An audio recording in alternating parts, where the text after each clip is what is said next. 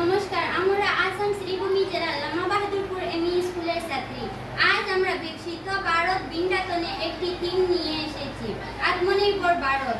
এখানে আমরা ছোটখাটো কাগজ দিয়ে ফুলদানি, বিভিন্ন ধরনের আকর্ষণীয় খেলনা, ঘর ইত্যাদি তৈরি করতে পারি, যার ফলে ফেলে দেওয়া আবর্জনা যথোপযুক্ত ব্যবহার করে আমরা এইগুলো বাজারে বিক্রি করতে পারি, আত্মনির্ভর হতেও পারি।